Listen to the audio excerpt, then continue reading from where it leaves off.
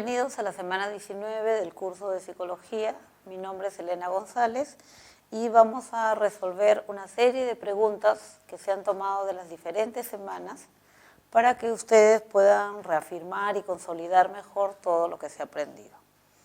Empezaremos por la pregunta número 15. En la pregunta número 15 dice: programa de control emocional para mejorar la eficacia del rendimiento académico en postulantes de la Universidad Nacional Mayor de San Marcos del Centro Preuniversitario. En este enunciado, que en realidad es el título de una investigación, ¿cuál es la variable independiente?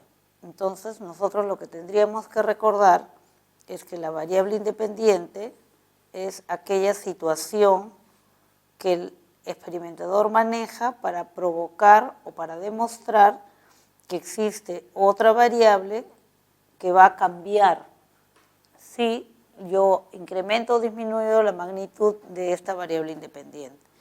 Entonces, dicho en otras palabras, la variable independiente sería la causa y la variable dependiente sería el efecto. Nos están pidiendo que señalemos cuál es la variable independiente. Entonces, vamos a revisar. Programa de control emocional para mejorar la eficacia del rendimiento académico en postulantes de la Universidad de San Marcos. La eficacia del rendimiento académico no está considerada como una variable.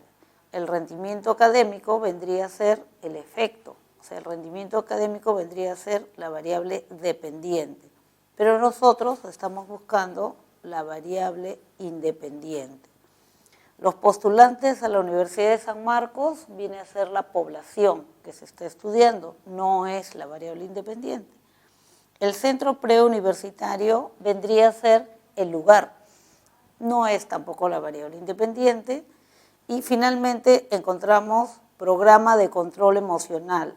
Es así, el programa de control emocional va a ser el que provoque la mejora en el rendimiento, o sea, el programa de control emocional pasa a ser la variable independiente. La respuesta sería la marcada con la letra E.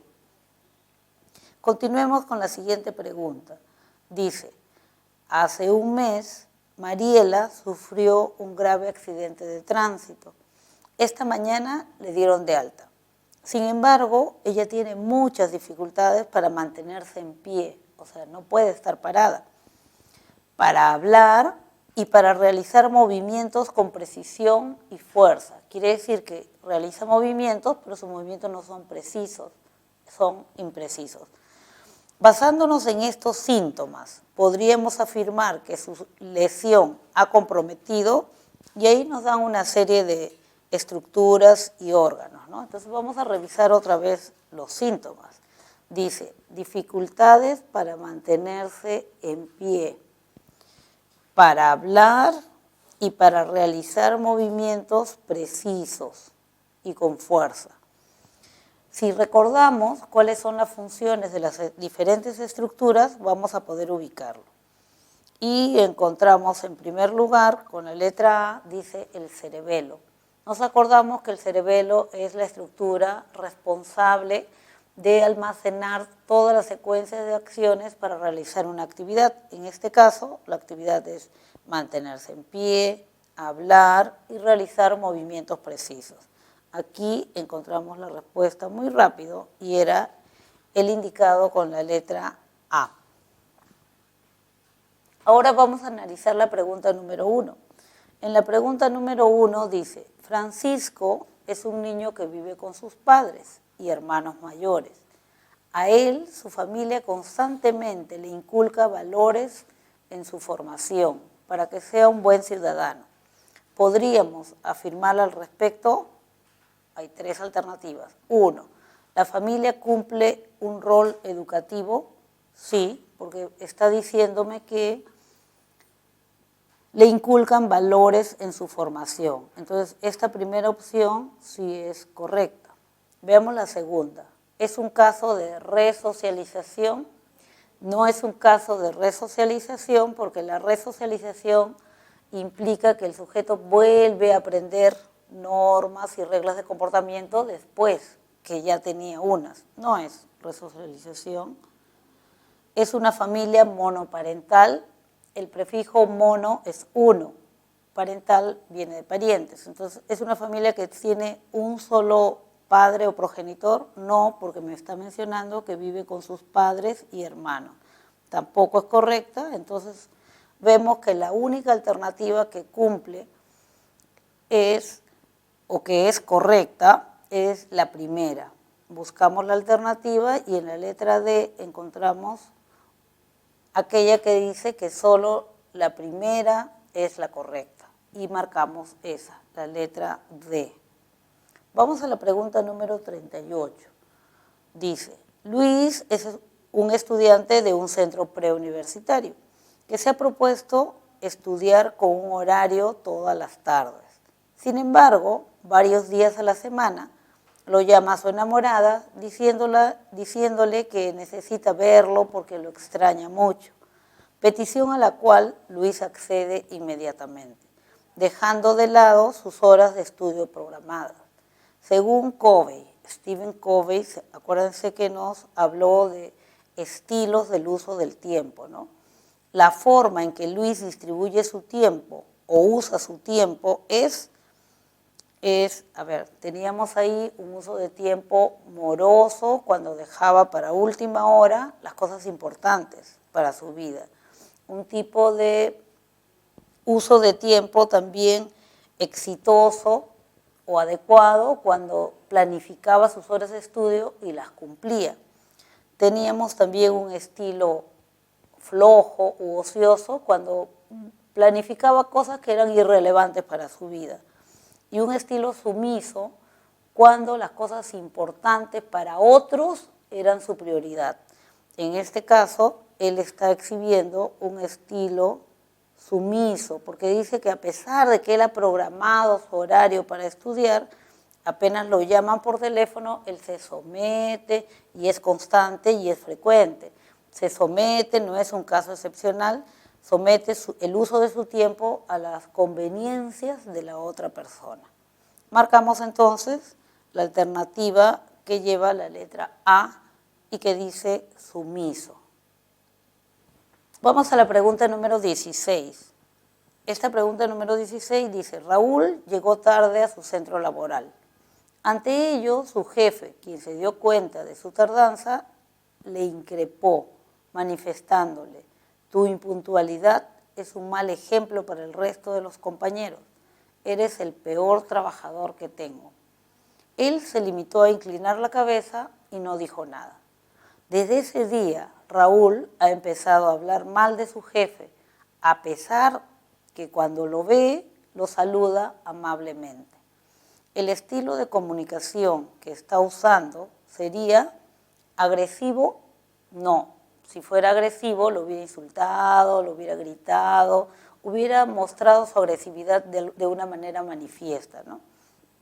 Pasivo, aparentemente es pasivo, pero recordemos que dice, ha empezado a hablar mal, o sea, sí está haciendo algo, ya no es pasivo. Ahora habla mal de su jefe a espaldas del mismo, no es pasivo. ¿Es pasivo-agresivo? Sí. La respuesta correcta es pasivo-agresivo porque a pesar de que se muestra como aceptación, muestra una actitud pasiva, empieza a agredir de manera disimulada o indirecta. Es un tipo de comunicación pasivo-agresiva y la respuesta es la marcada con la letra C. Vamos a la pregunta número 30. Dice, Patti y Coco son una pareja que han aprendido a comunicarse sentimientos, teniendo mucho cuidado para no dañar a la otra persona. Tienen planes de casarse, apenas ambos terminen la carrera profesional que cursan. En base a lo leído, podríamos afirmar que esta pareja se encuentra en la etapa que García llamó. Aquí tendríamos que acordarnos que García mencionaba varias etapas en la relación de pareja, ¿no? Entonces decía, había una primera etapa de idealización, donde se enamoraba de un ideal, el amor platónico.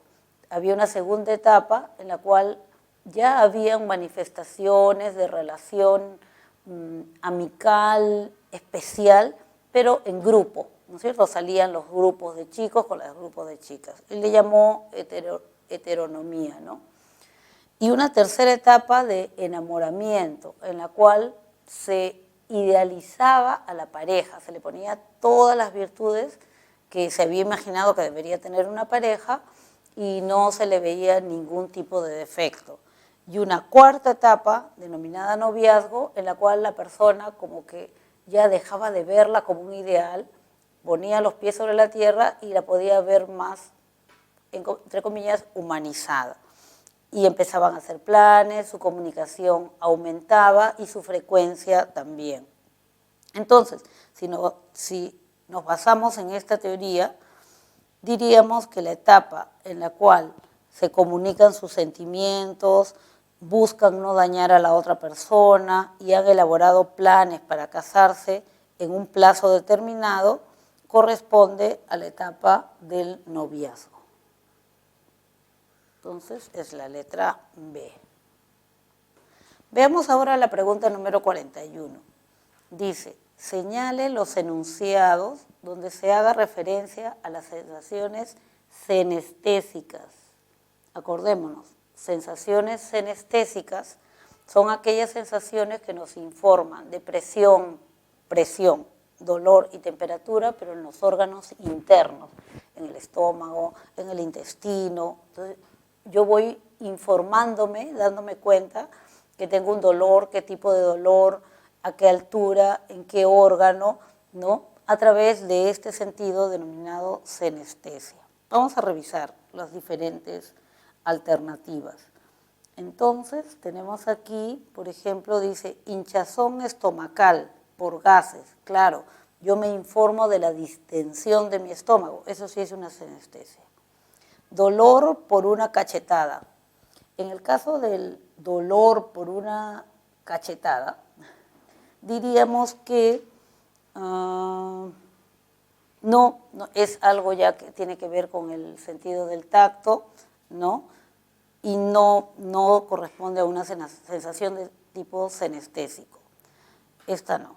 Dolor en la garganta al pasar los alimentos. Allí sí estamos hablando de una estructura interna que está siendo capaz de detectar una sensación determinada. Esto sí es una senestesia. Ganas de ir al baño. Cuando una persona tiene ganas de ir al baño, también siente las contracciones de su intestino. Entonces, eso también es una senestesia. Sentirse mareado. No, cuando uno se siente mareado, lo que está sucediendo no es una senestesia de ninguna manera, ¿no? Porque no estamos hablando de estructuras internas. Eso se da a nivel del oído, etc. Sentir mucho frío tampoco, porque acá funcionan los receptores de la piel, tampoco. Entonces nos quedamos con tres alternativas correctas. La 1, que dice hinchazón estomacal por gases. La 3, que dice dolor en la garganta al pasar los alimentos. Y la 4, que dice ganas de ir al baño. Buscamos esa selección y la encontramos en la letra A. Veamos la siguiente pregunta. Dice, de las siguientes alternativas, identifique aquellas que reflejen el uso de la memoria declarativa. Recordemos que la memoria declarativa es aquel tipo de memoria de largo plazo, ¿no?, de la cual yo puedo dar cuenta, puedo hablar con los demás, y que esta memoria llamada declarativa tiene dos subetapas o en todo caso subtipos, ¿no? La que almacena conocimientos, que es algo de lo que sí puedo hablar, y la que almacena episodios de mi vida, y se le conoce como memoria episódica. Entonces, vamos a buscar en las alternativas, como nos ha dicho, busca aquellas que reflejen el uso de la memoria declarativa, los ejemplos que tengan que ver con almacenaje de conocimientos o almacenaje de episodios vividos. Bien, bailar la danza del Alcatraz. Bailar la danza del Alcatraz no tiene que ver con un conocimiento, o sea, no es algo teórico, no tiene que ver con un episodio de mi vida, no. O sea, bailar la danza del Alcatraz tiene que ver con un tipo de memoria que es inconsciente para nosotros, porque no tenemos al detalle cada uno de los cambios que se producen, que es la memoria llamada procedimental. No, este no es. Exponer lo estudiado en una clase de historia, eso sí, porque nos está hablando del almacenaje de conocimientos. Recordar una anécdota escolar, también, porque me está hablando del recuerdo de una vivencia. Entonces, tenemos dos alternativas correctas para la memoria declarativa, la número 2 y la número 3, y eso lo encontramos en la respuesta que está marcada con la letra E. Continuamos entonces. A ver, dice, las películas más taquilleras de la última década están dedicadas a la adaptación de los personajes de cómics interpretados por actores que encarnan a los superhéroes más icónicos como Iron Man, Superman, Spider-Man, Batman, Wonder Woman, etc. Los nombres de estos personajes son conceptos formados por, acordémonos que cuando formamos conceptos hay dos estilos o formas o maneras de formar los conceptos. Uno es la formación de conceptos por abstracción, que es como lo hacemos mayoritariamente, y el otro es una formación de conceptos por composición.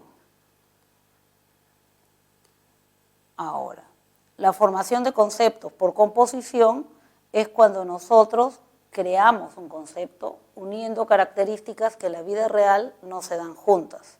Y eso se refiere a aquellos conceptos que son fantasiosos, imaginarios. Una sirena, minotauro, centauro, sabemos, tenemos el concepto, sabemos a qué se refiere, pero sin embargo no existen en la vida real. Ese es un concepto formado por composición. Y el concepto formado por abstracción es el que deducimos de los objetos concretos. Vamos a revisar esto. Dice, Iron Man, Spider-Man, Batman, Wonder Woman, etc. Los nombres de estos personajes o estos personajes corresponden a conceptos formados por composición, sin lugar a duda, porque son conceptos imaginarios. Entonces, no hay necesidad de analizar el resto de alternativas. Vamos a la pregunta que tiene el número 7. Dice, Joana es una estudiante que desde niña practicaba danzas, destacando por su facilidad para realizar los movimientos en diferentes bailes. De acuerdo a la teoría de Gardner, podríamos afirmar que, nos tenemos que recordar ahora, tenemos que recordar la teoría de Howard Gardner. Howard Gardner nos dice que la inteligencia no es una, sino son muchas. Y se basa en el principio que dice, si la inteligencia es la habilidad para solucionar problemas y la vida nos presenta diferentes tipos de problemas, entonces debe existir diferentes tipos de inteligencia. Howard Gardner encuentra 8 tipos de inteligencia. Entonces vamos a revisar cuál de estos será la que le corresponde a Joana, que es la niña o la joven que practica danzas. Veamos cada una de ellas, ¿no? Dice, de acuerdo a la teoría de Howard Gardner, podríamos afirmar que, ¿qué cosa podemos afirmar de Joana? Ella no es inteligente, no tiene nada que ver, al contrario, tiene una habilidad, tiene una inteligencia. Joana ha desarrollado inteligencia lingüística, no, porque la inteligencia lingüística es la habilidad para usar palabras, y en una danza no se usa palabras. La destreza motora de Joana es un indicador de su inteligencia sinestésica, sí. Esa es la respuesta correcta, porque la inteligencia sinestésica en la clasificación de Howard Gardner corresponde a la habilidad para dominar y controlar nuestro cuerpo, produciendo diferentes tipos de movimiento. Entonces marcamos como respuesta correcta la que tiene la letra C. Miremos esta pregunta ahora. Dice, hace 2 semanas una cucaracha le caminó por el bracito al pequeño Hugo, de 20 meses.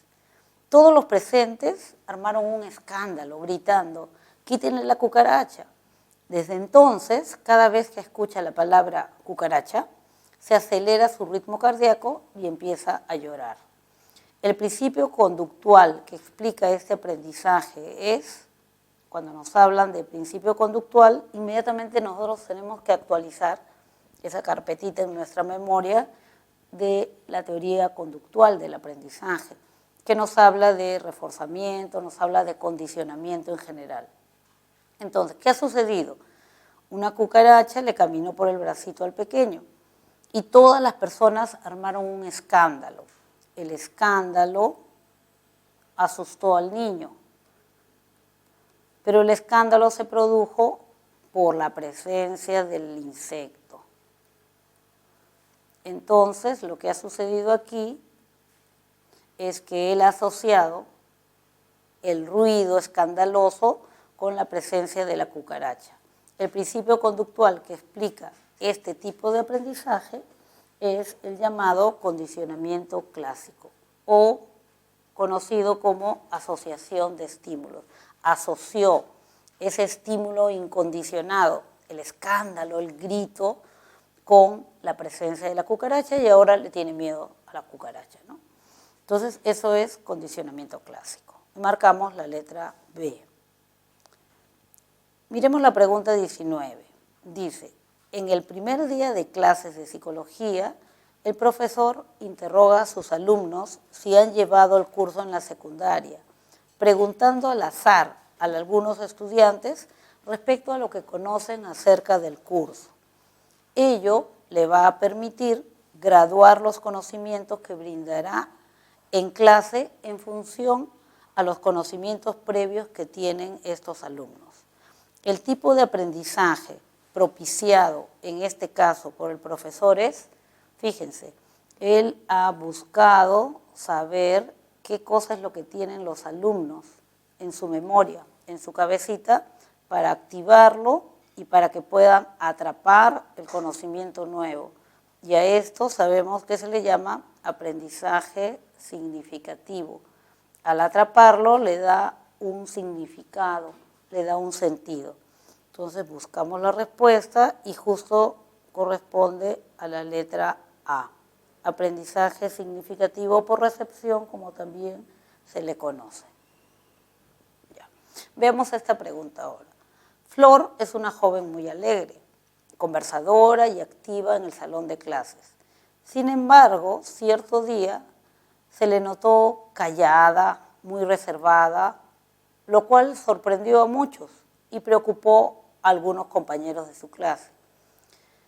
Pero al día siguiente volvió a ser la misma joven que todos conocían, alegre, conversadora, activa.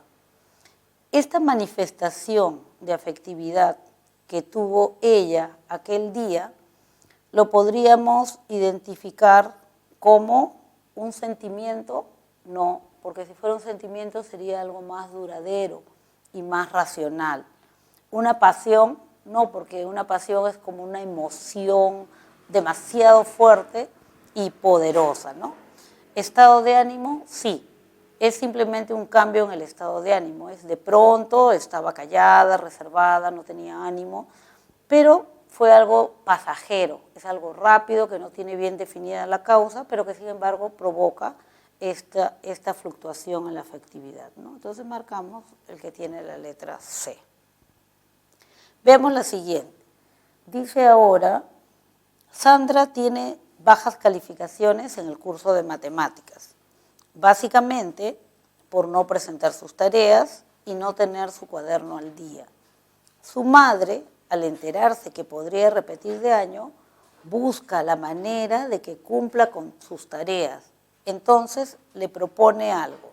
Si apruebas el curso, al finalizar el bimestre te compraré unas entradas para el concierto de Bruno Mars, que es su artista favorito. Al término del bimestre, Sandra obtiene notas aprobatorias en ese curso de matemáticas. Señale qué tipo de factor motivacional empleó la madre.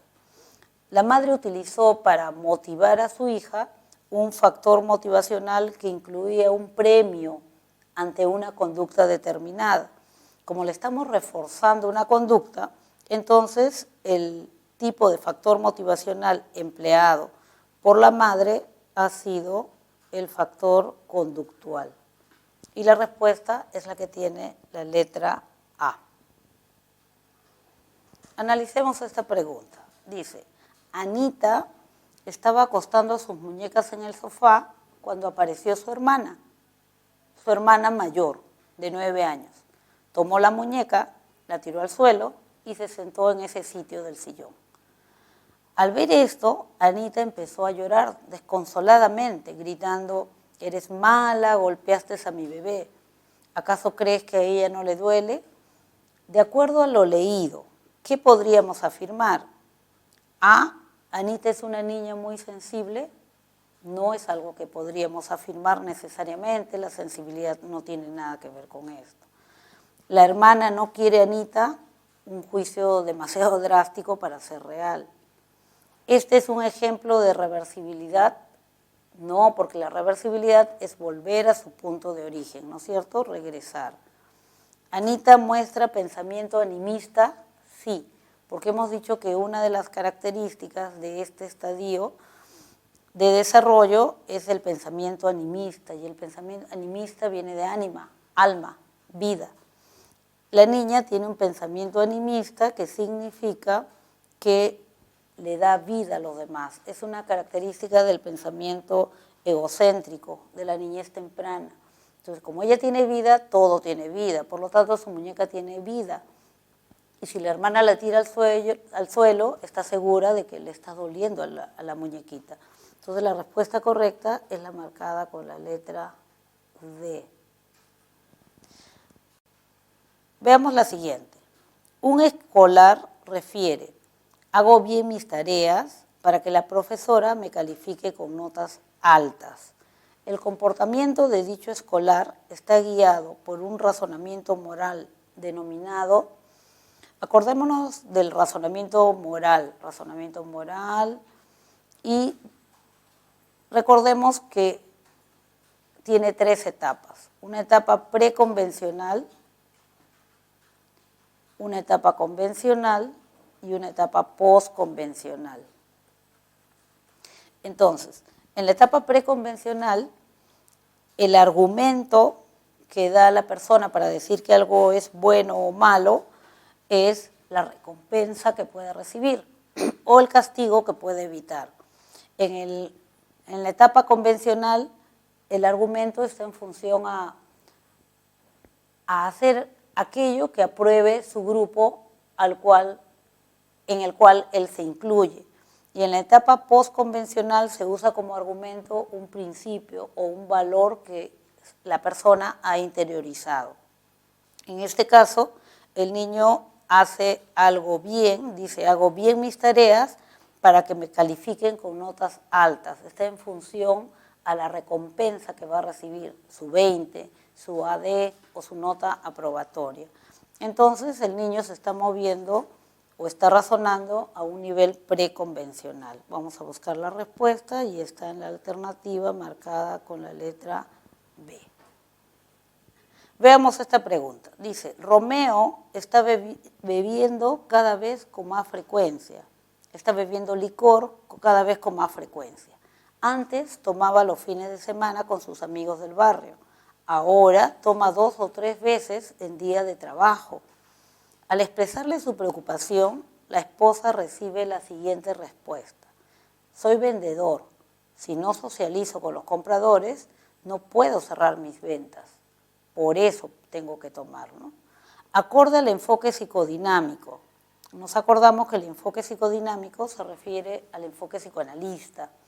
Podemos afirmar que, ¿qué podemos afirmar? A ver, A, su comportamiento está justificado porque es un recurso de trabajo. No, el enfoque psicodinámico no te habla de ese tipo de justificación, te habla de que tú actúas de una manera determinada por un impulso que es inconsciente, que no te das cuenta. B. Romeo está utilizando inconscientemente un mecanismo de defensa. Sí, en este caso sí tenemos una respuesta correcta. Vamos a seguir revisando de todas maneras. La esposa es una alarmista y debería entender a su pareja. No tiene nada que ver con el enfoque psicodinámico. Romeo ha hecho uso inconsciente de la proyección. La proyección es un mecanismo de defensa, sí, pero no se refiere a justificar con razones una actitud determinada, sino se refiere a colocarle mis emociones a otra persona. Entonces no se trata de una proyección. Es bueno que haya decidido usar la racionalización. No estamos juzgando si es bueno o si es malo, ¿no? Lo único que podríamos afirmar al respecto es que Romeo está utilizando inconscientemente, aunque sea eso redundante, porque todos los mecanismos de defensa son inconscientes, está utilizando un mecanismo de defensa. Y la respuesta a marcar sería la que tiene la letra B. Veamos el siguiente ejercicio. Dice, Miguel es muy severo con la higiene. Cuando alguien toca su mesa, la vuelve a limpiar. Y dice, todo debe estar bien ordenado y ser perfecto. Su madre cuenta que ha contabilizado más de 30 veces al día en que su hijo se va a lavar las manos. Es posible que Miguel está desarrollando o esté desarrollando el trastorno de personalidad denominado, él está repitiendo una conducta, ¿no? Dice, 30 veces al día se lava las manos porque tiene que estar muy limpio. Cuando alguien toca su mesa, inmediatamente vuelve a poner todas las cosas en su sitio. Esas son las manifestaciones de un comportamiento compulsivo. Lo vuelvo a hacer y lo vuelvo a hacer y lo vuelvo a hacer porque mi obsesión es de que todo esté en su sitio y sea perfecto. Estamos hablando del trastorno denominado anancástico, que en alguna otro tipo de clasificación se denomina obsesivo-compulsivo. Y la respuesta a marcar sería la que está con la letra C. Sigamos con la revisión de las preguntas. Dice aquí la pregunta 29. Después de un opíparo almuerzo, buffet, Carlos se sienta en el jardín y hace una siesta de aproximadamente 20 minutos. Durante ese lapso de tiempo, la regulación nerviosa del funcionamiento del organismo está a cargo del sistema nervioso. Está hablando de una siesta, almorzó, está haciendo digestión y se quedó dormido. Entonces, sabemos que la rama del sistema nervioso autónomo encargada de provocar el sueño para reservar energías en el organismo está en el sistema nervioso parasimpático. Entonces, ubicamos la respuesta D como la correcta. Veamos la siguiente. Dice, estando próximo a realizarse una competencia, dos amigos, sin conocer los antecedentes deportivos de los participantes, apuestan sobre un ganador. Uno de ellos refiere, apuesto por Silvia, porque ella es de Huancayo y los huancaínos son buenos maratonistas. Podríamos afirmar que ello constituye un caso de, ha dicho apuesto por Silvia porque es de Huancayo y los huancaínos son buenos maratonistas. Entonces lo que está haciendo es una generalización, un pensamiento generalizado para todo un grupo y a eso se llama estereotipo. Un estereotipo entonces es un pensamiento generalizado sobre un grupo a partir de las experiencias tenidas con algunos de sus elementos. Y diríamos que la respuesta correcta es la que está marcada con la letra B. Angélica es una joven de 5º año de secundaria que se propone realizar un diagnóstico FODA para poder tomar una mejor decisión respecto a qué dedicarse en el futuro. Marque la alternativa correcta. Recordemos que cuando hacemos un análisis FODA, lo que hacemos es evaluar a la persona misma y evaluar su entorno, o sea, aquello que le rodea. Y para eso vamos a diferenciar lo positivo y lo negativo de cada uno de estos elementos. La F es de fortalezas que tiene la propia persona, o sea, aquello que es su fuerte. La D de debilidades, aquellas deficiencias que tiene uno mismo, y al evaluar el entorno también evaluamos lo positivo y lo negativo.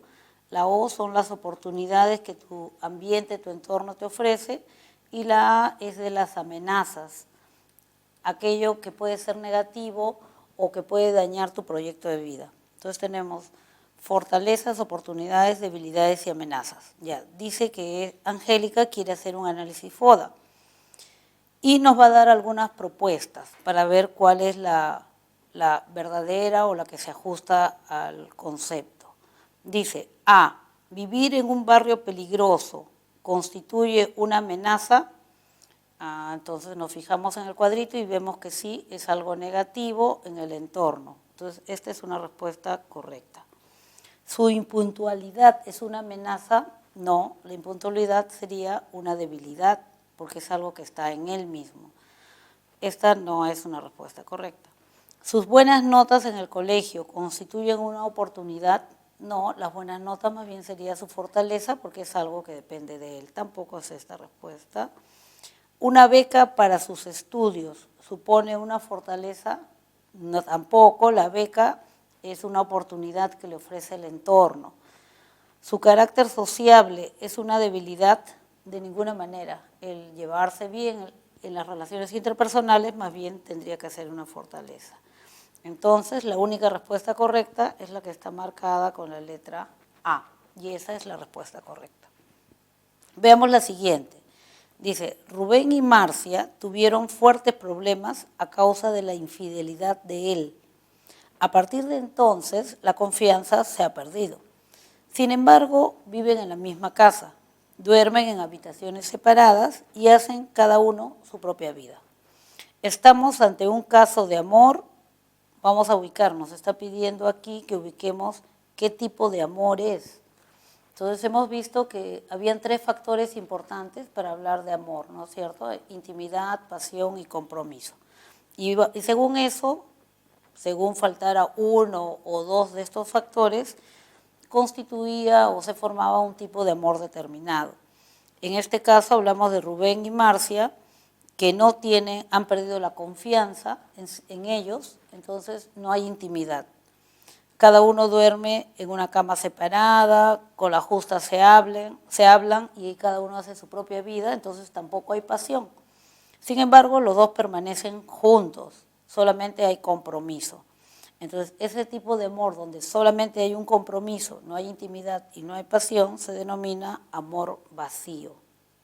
Y la respuesta es la marcada con la letra D. Veamos esta pregunta marcada con el número 42. Dice, en la siguiente imagen, tenemos aquí una imagen, se puede percibir un árbol o 2 animales. Que podamos percibir un árbol o 2 animales de manera reversible es posible gracias a un principio perceptual. ¿Cómo se llama este? Bueno, si nosotros vemos la parte blanca, diremos que esa es la figura, eso es lo que resalta y vemos 2 animales, uno frente al otro. Si percibimos o destacamos la parte negra, diremos que es un árbol. Entonces, el poder ver alternativamente una figura u otra o las 2 juntas depende de dónde focalice. Quiere decir, depende de cuál marque yo como figura. Y eso es un ejemplo exactamente de ese principio perceptual que se denomina figura-fondo. Veamos la siguiente. Dice, luego de la explicación que brindó el profesor de historia en una clase, Antonio estudió el tema, pero no volvió a repasarlo durante varios meses. Ahora ya no recuerda gran parte del tema. En relación a ello, ¿sería correcto afirmar que Antonio sufre de amnesia? No, eso sería muy drástico. La amnesia es la pérdida de memoria, no se trata de eso. ¿Se utilizó inadecuadamente el proceso de control de la memoria sensorial? También es una respuesta incorrecta, porque la memoria sensorial es la memoria de los sentidos, y no estamos hablando aquí de memoria sensorial, sino de la memoria de largo plazo que no funcionó. Él pensaba que lo había guardado y cuando lo fue a sacar esa información, no estaba. ¿Se ha producido un olvido por interferencia? No, no hubo nada que interfiriera, no hubieron dos actividades paralelas. Tampoco es la respuesta. ¿Es un caso de olvido por decaimiento de la huella? Sí. La huella que se había dejado, esto es, los cuadros que había hecho, sus resúmenes, como no lo volvió a repasar, se fue deteriorando, se fue decayendo. Entonces, este es un ejemplo que ilustra lo que es decaimiento de la huella. Continuemos entonces. Dice, identifique la alternativa que comprenda afirmaciones correctas en relación a las estrategias de solución de problemas. Conocemos 4 estrategias para solucionar problemas, ¿no? Uno es el ensayo y error, otro es la recuperación de información, otro es el uso de algoritmos y otra es las estrategias que se conocen con el nombre de heurísticas, donde se utiliza fundamentalmente lo que es la creatividad para resolver un problema, ¿no? Vamos a revisar las alternativas.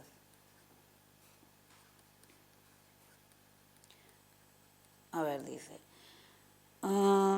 seguir un mapa para llegar al destino es una estrategia de tipo heurístico. No. Seguir un mapa sería algo así como un algoritmo. No. Arreglar su celular mediante un tutorial es una estrategia algorítmica. Sí, le podríamos llamar una estrategia algorítmica porque está siguiendo un instructivo. Está siguiendo los pasos en una secuencia determinada y el resultado va a ser exitoso. Seguir una receta de cocina al detalle es una estrategia denominada ensayo y error. No es así. El ensayo y error es el tanteo, es el azar. No es una respuesta correcta. Utilizar el diccionario para traducir un texto en inglés es una estrategia heurística. No, eso no es creativo, más bien eso podría ser hasta algorítmico. Entonces, la única respuesta correcta es la marcada con el número 2. La primera es falsa, la segunda verdadera, tercera y cuarta es falsa también. Y la respuesta correcta es la que está con la letra A. Vemos la siguiente. Piaget fue un biólogo y epistemólogo suizo, famoso por sus aportes teóricos sobre el desarrollo intelectual. Uno de los planteamientos compatibles con su teoría es, vamos a leer los planteamientos para descubrir cuál es la respuesta correcta. Entonces dice, A, la inteligencia se desarrolla a partir de la internalización de la práctica social. No, más bien ese es el principio fundamental de Vygotsky. Esta no es una respuesta correcta. Estamos buscando una respuesta o una proposición que sea compatible con la teoría de Piaget. ¿Existen inteligencias múltiples? Tampoco. Ese es el principio de Howard Gardner. ¿La inteligencia es innata? Tampoco, porque Piaget nos habla de un desarrollo intelectual. ¿El desarrollo intelectual está sujeto a los procesos de maduración? Eso sí, porque él dijo que la inteligencia era una prolongación de la embriogénesis. Conforme el sujeto iba madurando, su inteligencia también iba desarrollando. Finalmente dice, la inteligencia emocional no se mide en los test tradicionales. Puede ser verdadera, pero eso no tiene nada que ver con la teoría de Piaget. Entonces la respuesta correcta es la que está marcada con la letra D. Vemos la siguiente.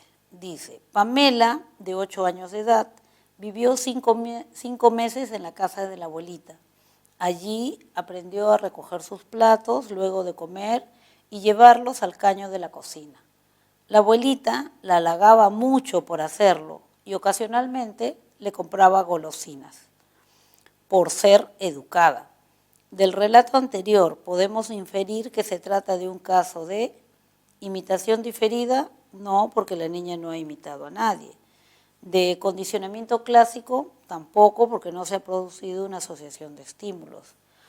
De condicionamiento operante, sí, porque ha habido un refuerzo para su conducta. En este caso el refuerzo eran los halagos de la abuelita y las golosinas ocasionales que le daba. Entonces la respuesta C es correcta. Vamos a ver las otras. Dice reforzamiento negativo. No, porque en el reforzamiento negativo aprendes algo para evitar una situación desagradable y no es el caso.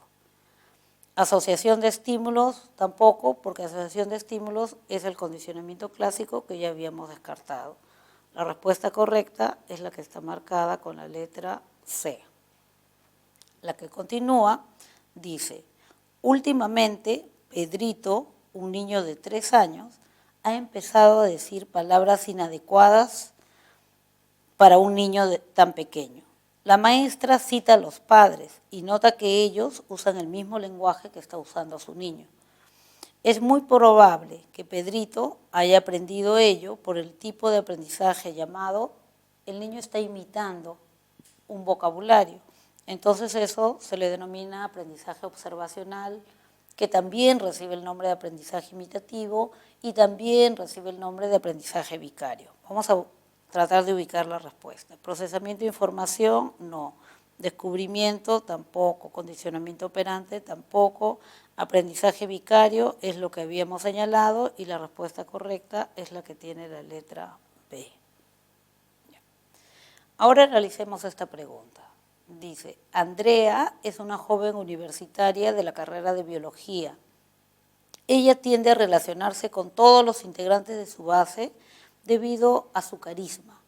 Además, siempre recuerda los cumpleaños de sus amigos y realiza una pequeña colecta para comprar torta y celebrar así con un compartir. Además, procura ser una de las mejores estudiantes. Sus notas han generado la felicitación y reconocimiento por parte de amigos y profesores. Señale a qué necesidades se hace referencia de acuerdo a la teoría de la jerarquía de las necesidades. La teoría de la jerarquía de las necesidades, estamos hablando de la pirámide de necesidades de Maslow. Esta chiquita busca la cohesión dentro del grupo y busca ser además una buena estudiante, ¿no? Entonces, vamos a buscarla, dice seguridad. No, no es lo que está buscando, no está buscando seguridad, autorrealización, afiliación, estima, básicas. Según la teoría de la jerarquía de necesidades de Abraham Maslow, la niña estaría buscando seguridad, no. Autorrealización, sí. Y estima. Afiliación también podríamos considerarlo, pero no dentro de la teoría de Maslow, así que no. Y dice necesidades básicas, tampoco. Y tenemos como respuesta correcta la 2 y la 4, que está marcada con la letra E. Porque la niña busca autorrealizarse, ser mejor cada día y busca estima, cariño por parte de sus compañeros. Bien. Vamos a la pregunta número 35. En la pregunta 35 dice, Alicia está preocupada porque ha notado que su pequeño hijo de 7 años se esfuerza por participar con sus amigos en los juegos, deportes, trabajos y demostrar que él sabe. En base a lo conocido por la psicología del desarrollo, podríamos afirmar que A. Tiene razón en preocuparse, su hijo muestra ser muy competitivo. ¿Es competitivo? Sí, es competitivo, pero es como parte de su evolución emocional. No tendría que preocuparse por ello. Esas son las primeras señales de un complejo de inferioridad. No, tampoco no tiene nada que ver el complejo de inferioridad con el deseo de competir y ser mejor con los amigos. Es normal el participar, le permite demostrarse que es competente, eso es correcto.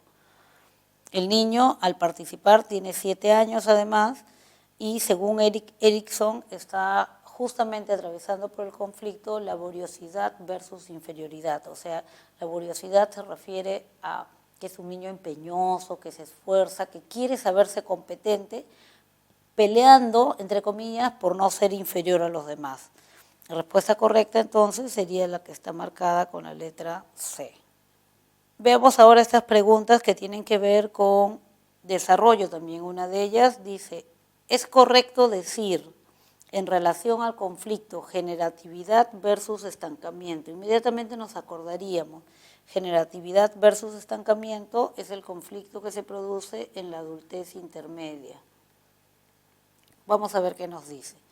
¿Cuál de todas las proposiciones son coherentes con generatividad versus estancamiento? A. ¿Es un conflicto psicosocial que suele presentarse en la adultez temprana? No. La adultez temprana es de 20 a 40 y no se da ese conflicto. ¿Implica un planteamiento teórico que caracteriza a la etapa de desarrollo moral durante la adultez tardía? No, tampoco tiene que ver con el desarrollo moral. ¿Es un planteamiento que refleja el desarrollo cognitivo del sujeto durante la adultez intermedia? No, porque no estamos hablando del desarrollo cognitivo, sino de su desarrollo socioemocional. ¿Expresa el deseo adulto de establecer compromisos profundos con la pareja o tener compromiso? No, eso se denomina intimidad y se da en la adultez temprana. ¿Refleja el conflicto durante la vida adulta entre aportar a las generaciones venideras o no trascender? Esa es la definición de generatividad. Entonces, la alternativa E sería la correcta. Durante la adultez intermedia se presenta el conflicto socioemocional denominado generatividad versus estancamiento, a través del cual el sujeto lucha por ser generativo, por dar, por enseñar, por dejar huella, luchando contra lo que es el pasar desapercibido, el no trascender. La respuesta es la letra E. Veamos la siguiente, dice, Oscar es un empresario cuya vida gira en torno a las actividades lucrativas y ve un negocio en todas y cada una de las acciones que realiza. Acorde a la teoría de Gordon Allport, su personalidad estaría determinada por un rasgo y nos dan diferentes tipos de rasgos. Entonces, si nos está mencionando el enunciado que dice que él ve un negocio en todas y cada una de las acciones que realiza, estamos hablando de un rasgo dominante. Y esos rasgos dominantes se denominan rasgos cardinales según la teoría de Allport. La respuesta correcta sería la marcada con la letra B. Bien, tenemos aquí una última pregunta, la número 27, dice, la violencia en el Perú sigue en aumento. Los delincuentes, conocidos como marcas, se han vuelto avesados. Durante sus asaltos no tienen miramiento en disparar a las personas para robarles sus pertenencias. Últimamente asaltaron a una cambista embarazada a quien balearon para quitarle el canguro donde guardaba su dinero. El trastorno de personalidad que representan estos sujetos sería, y nos habla de un trastorno de personalidad. Entonces, en el enunciado hemos visto que no tienen en cuenta la vida de la persona, que por robar son capaces de transgredir todas y cada una de las normas o reglas que existen para una buena convivencia, y ese trastorno de personalidad en el cual se quiebran justamente todas las normas y reglas sociales se denomina trastorno antisocial. Y la respuesta correcta sería la marcada con la letra A. Bien, con esto hemos terminado la revisión de las preguntas correspondientes a la semana de repaso. Ha sido un honor para mí haberles ayudado y espero que puedan rendir un buen examen. Suerte, muchachos.